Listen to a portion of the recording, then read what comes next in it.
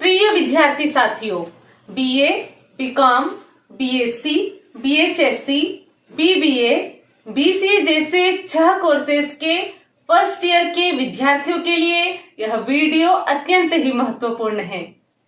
साथ ही जो नागरिकगण राष्ट्रीय शिक्षा नीति 2020 की बारीकियों को समझने में रुचि रखते हैं, उनके लिए भी हमारा यह प्रयास उपयोगी सिद्ध होगा। आज हम बात करेंगे आधार पाठ्यक्रम के अंतर्गत हिंदी भाषा के पाठ्यक्रम की। हम चर्चा प्रारंभ करें इसके पहले आप चैनल को तुरंत सब्सक्राइब कर दीजिए। जानकारी देने के लिए हमारे साथ हैं doctor Madhusudan Choubey sir. Sir, आपका चैनल में स्वागत है। हमारे दर्शकों को हिंदी भाषा के पाठ्यक्रम, परीक्षा योजना और इससे संबंधित अन्य जानकारियां प्रदान कीजिए। बहुत बहुत धन्यवाद प्रीति गुलवानिया जी और करियर एडवाइस चैनल। स्नातक प्रथम वर्ष के सभी संकायों के विद्यार्थियों के लिए आधार पाठ्यक्रम का अध्ययन अनिवार्य है। इसमें बीए, बीकॉम, पीएससी, बीएचएससी, बीबीए और बीसीए यह 6 कोर्सेस सम्मिलित हैं। आधार पाठ्यक्रम में कुल मिलाकर 4 विषय का अध्ययन किया जाना है। हिंदी भाषा, अंग्रेजी भाषा, पर्यावरण अध्ययन एवं योग और ध्यान। इन 4 प्रश्न पत्रों में से एक प्रश्न पत्र हिंदी भाषा के पाठ्यक्रम की चर्चा इस वीडियो में की जा रही है। हिंदी भाषा का यह पाठ्यक्रम 3 इकाइयों में विभक्त है, अर्थात आधार पाठ्यक्रम के प्रत्येक प्रश्न पत्र में आपको 3 इकाइयां पढ़नी होगी। यह मैं आपके सामने एक बात को फिर से स्पष्ट कर दूं कि आधार पाठ्यक्रम के ये जो मैंने आपके समक्ष 4 प्रश्न पत्र रखे हैं, हिंदी भाषा, अंग्रेजी भाषा, पर्यावरण अध्ययन, योग एवं ध्यान, ये जो 4 आपके सामने प्रश्न पत्र हैं, इनको 2 भागों में बांटा गया है। पहले भाग में हिंदी भाषा और अंग्रेजी भाषा है और इनका जो प्रश्न पत्र होगा वह संयुक्त रूप से प्रश्न पत्र होगा और उस संयुक्त रूप से होने वाले प्रश्न पत्र में हिंदी और अंग्रेजी के प्रश्न होंगे। इसी तरह से जो पर्यावरण अध्ययन और योग एवं ध्यान है, उनका एक अलग संयुक्त प्रश्न पत्र होगा। तो कुल मिलाकर 2 प्रश्न पत्र हैं। प्रत्येक प्रश्न पत्र में 2-2 खंड हैं, ऐसा आप समझ लीजिए। उन्हीं 2 खंडों में से एक खंड है हिंदी भाषा। हिंदी भाषा वाले खंड के पाठ्यक्रम में कुल 3 इकाइयां हैं, यानी 3 इकाइयों के माध्यम से आपको पढ़ाई हिंदी भाषा की करना है। ऐसे ही अंग्रेजी भाषा, पर्यावरण अध्ययन, योग एवं ध्यान में भी 3-3 इकाइयां ही सम्मिलित की गई हैं।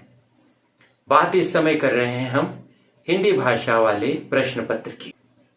देखिए, आधार पाठ्यक्रम के इस प्रश्न पत्र का नाम है हिंदी भाषा, लेकिन प्रश्न पत्र का शीर्षक है भाषा और संस्कृति।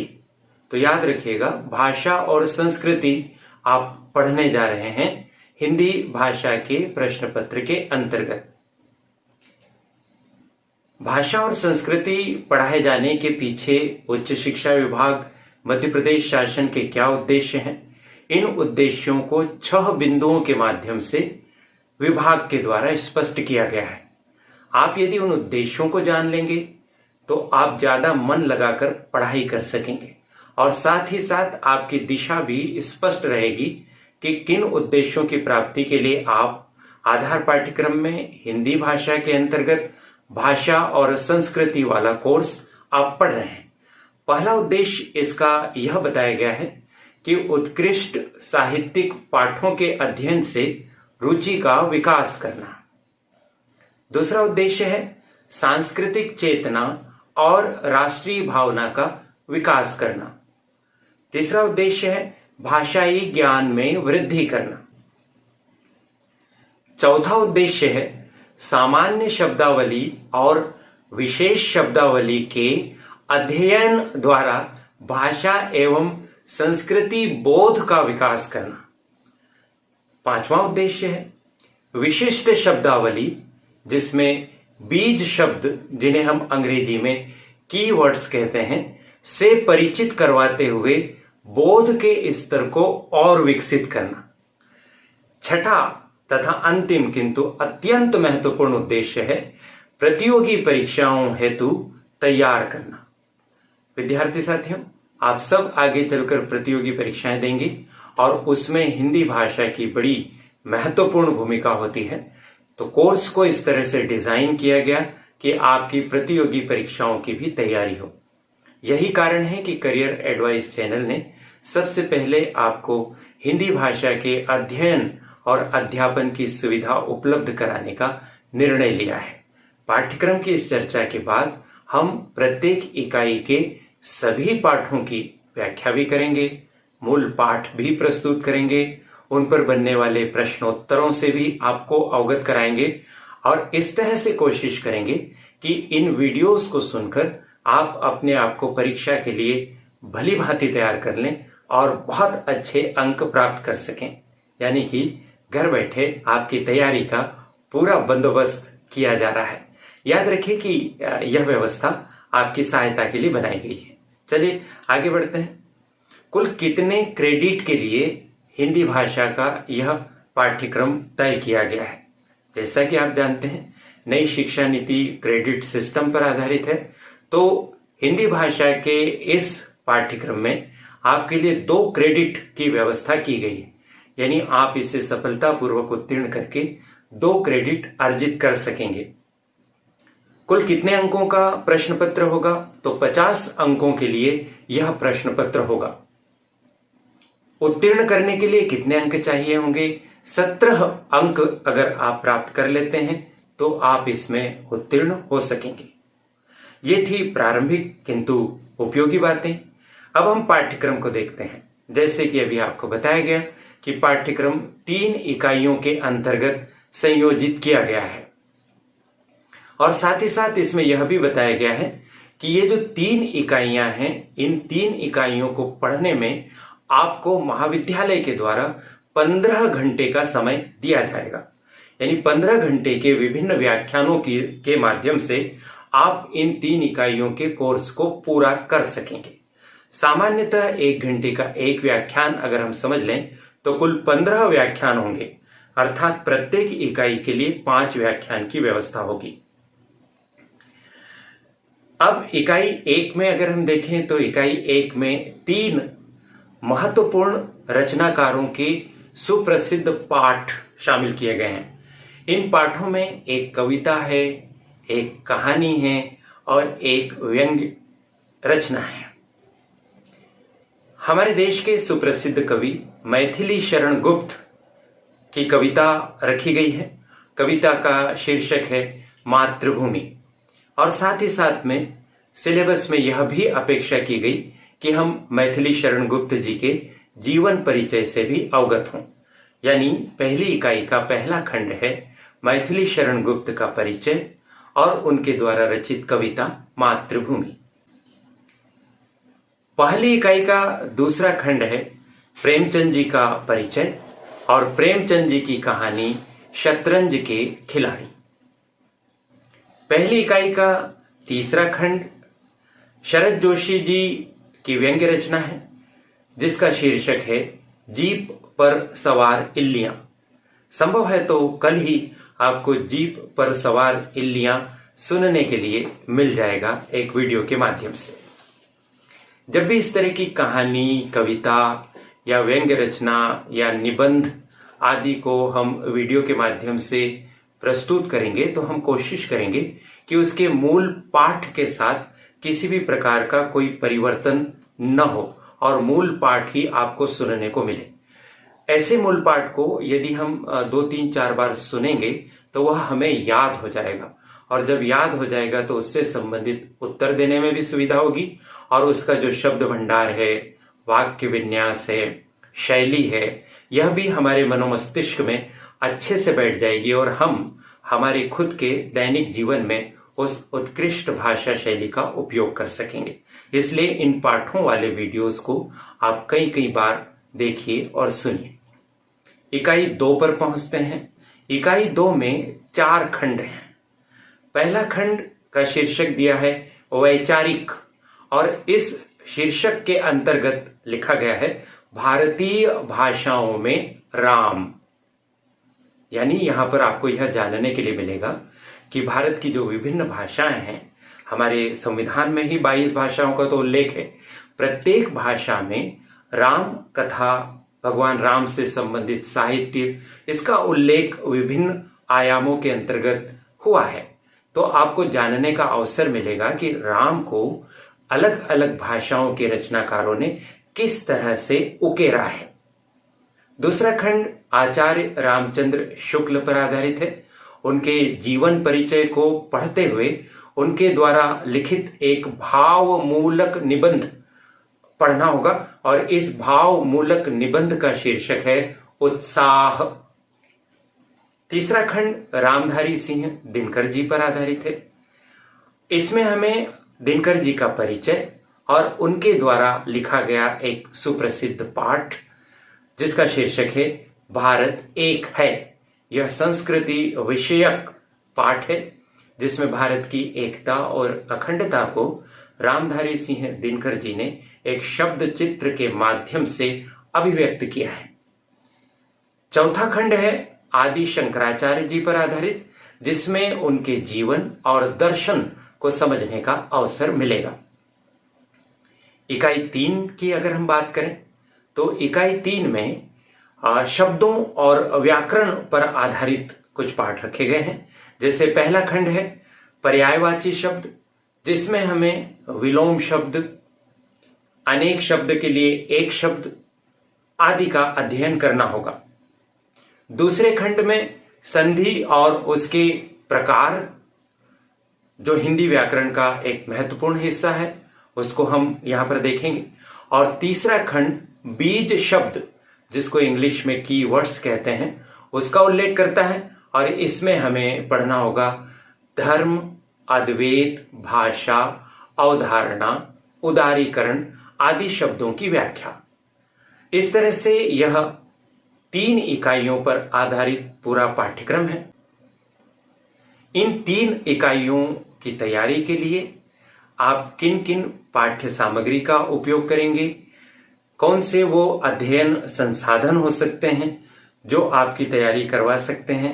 एक तो करियर एडवाइस चैनल है ही, जो आपके लिए कार्य पर लग गया है, और आपको जानकर खुशी होगी कि पूरे मध्य प्रदेश और पूरे भारतवर्ष में नई राष्ट्रीय शिक्षा नीति के तहत पाठ्य सामग्री तैयार करने की पहल और यह प्रयास करियर एडवाइस चैनल ने किया है। आगे चलकर आपको और बहुत अच्छी अच्छी सामग्री और संसाधन मिल सकेंगे, लेकिन श्री गणेश करने का सौभाग्य हमें प्राप्त हुआ है। तो हम आपको बताते हैं कि हमारे इस वीडियो लेक्चर्स के अलावा आप कहां से और सामग्री प्राप्त कर सकेंगे। मुंशी प्रेमचंद जी से संबंधित कहानी यानी शतरंज के खिलाड़ी को पढ़ने के लिए आपको मान सरोवर का भाग 3 देखना चाहिए, जिसमें इस कहानी का समावेश किया गया है। आगे एक वीडियो में हम यह कहानी आपको सुनाएंगे भी, और इस कहानी की PDF भी आपको उपलब्ध करा देंगे। इसी तरह से आचार्य रामचंद्र शुक्ल जी का जो भावमूलक निबंध है, उसको पढ़ने के लिए उनका निबंध संग्रह है चिंतामणि भाग 1। आप है ना इन किताबों का नाम विशेषकर ध्यान रखिए, खास करके जो विद्यार्थी प्रतियोगी परीक्षाओं की तैयारी कर रहे हैं। PSC में मध्य प्रदेश का साहित्य और मध्य प्रदेश के साहित्यकार सिलेबस में है, तो बहुत बार इस तरह के प्रश्न पूछे जाते हैं कि चिंतामणि किनके निबंध का संग्रह है, तो आप बता पाएंगे आचार्य रामचंद्र शुक्ल। और इसी तरह से प्रेमचंद जी की कहानियों को किस शीर्षक से संकलित किया गया है, तो आप कह पाएंगे मानसरोवर। तो इसी तरह से डॉक्टर वासुदेव नंदन प्रसाद जी ने आधुनिक हिंदी व्याकरण और रचना नाम की एक किताब लिखी है, जो हिंदी भाषा के व्याकरण पर आधारित एक अच्छी किताब है, जिसको PSC के विद्यार्थी भी पढ़ सकते हैं। और सब इंस्पेक्टर की परीक्षा की तैयारी यदि आप आगे चलकर करना चाहते हैं, तो उसमें हिंदी भाषा के जो 70 अंकों के प्रश्न आते हैं उनके लिए भी डॉक्टर वासुदेव नंदन प्रसाद जी की यह रचना यानी आधुनिक हिंदी व्याकरण और रचना आपके लिए उपयोगी हो सकेगी। इसी तरह से एक और व्याकरण की किताब है जिसको आगरा के उपकार प्रकाशन ने प्रकाशित किया है, जिसका शीर्षक है हिंदी व्याकरण और इसको लिखा है डॉक्टर राजेश्वर चतुर्वेदी जी ने। शब्द ज्ञान के लिए आप कोई भी हिंदी का ज्ञान कोश आप ले लीजिए और इसी तरह से इंटरनेट पर उपलब्ध सामग्री भी आप पढ़ सकेंगे। यह हो गई अध्ययन सामग्री की बात। आइए अब हम जान लेते हैं हिंदी भाषा के इस प्रश्न पत्र की परीक्षा योजना क्या होगी। हिंदी भाषा के इस प्रश्न पत्र के लिए आंतरिक मूल्यांकन की कोई व्यवस्था नहीं है, अर्थात CCE या कक्षा परीक्षण जैसी विधाओं का प्रयोग इसमें नहीं किया जाएगा, बल्कि देवी अहिल्या विश्वविद्यालय इंदौर द्वारा एक प्रश्न पत्र आपके समक्ष प्रस्तुत किया जाएगा और यह जो प्रश्न पत्र होगा यह वस्तुनिष्ठ प्रश्नों पर आधारित होगा। इसमें कुल 50 प्रश्न होंगे। 50 वस्तुनिष्ठ प्रश्नों के लिए पूर्णांक होंगे 50, यानी एक वस्तुनिष्ठ प्रश्न के लिए 1 अंक आपको मिलेगा और इन प्रश्नों के उत्तर देने के लिए आपको OMR शीट मिलेगी। OMR शीट में आप गोले लगाकर इन प्रश्नों के उत्तर देंगे। इससे भी आपकी भावी प्रतियोगी परीक्षाओं की तैयारी होगी, क्योंकि भावी प्रतियोगी परीक्षाएं जो आप देंगे PSC आदि की, उसमें भी उत्तर OMR शीट पर गोले भरकर ही दिए जाते हैं। तो यह दूरगामी कदम अभी से उठाया जा रहा है राष्ट्रीय शिक्षा नीति के तहत, ताकि आप अपने आप को प्रतियोगी परीक्षाओं के लिए भली भांति तैयार कर सकें। तो आशा है कि हिंदी भाषा का यह पाठ्यक्रम आपको अच्छे से समझ में आ गया होगा। यह पाठ्यक्रम स्नातक प्रथम वर्ष के विद्यार्थियों के लिए तो खैर जरूरी है ही, उन्हें तो पढ़ना ही है, लेकिन जो प्रतियोगी परीक्षाओं की तैयारी कर रहे हैं वो भी इस पाठ्यक्रम को सुने, नई शिक्षा नीति को अच्छे से समझें, क्योंकि जितनी भी अब मध्य प्रदेश में प्रतियोगी परीक्षाएं होंगी उसमें राष्ट्रीय शिक्षा नीति पर आधारित प्रश्न जरूर पूछे जाएंगे। मुझे अपनी बात कहने का अवसर मिला, इसके लिए करियर एडवाइस चैनल और प्रीति गुलवानिया जी को आभार। साथ ही साथ YouTube के लिए वीडियो बनाने वाली टीम के सदस्यों को सैल्यूट। आप सभी को शुभकामनाएं। बहुत बहुत धन्यवाद सर, आपने हिंदी भाषा के पाठ्यक्रम की स्पष्टता के साथ व्याख्या की है। हम यह भी जान सके हैं कि हिंदी भाषा की परीक्षा कैसे होगी। विद्यार्थी साथियों, आपको राष्ट्रीय शिक्षा नीति 2020 सीरीज का यह 8वां वीडियो पसंद आया होगा। पहले के 7 वीडियो देखने के लिए डिस्क्रिप्शन बॉक्स में लिंक दी गई है, इनका लाभ उठाइए और नई शिक्षा नीति को अच्छे से समझ लीजिए। आपके करियर से संबंधित महत्वपूर्ण सूचनाओं और ऐसे ही वीडियोस के लिए चैनल को तुरंत सब्सक्राइब कीजिए, बेल आइकॉन भी पुश कर दीजिए। हमारी मेहनत बनेगी आपकी सफलता का आधार। Best of luck.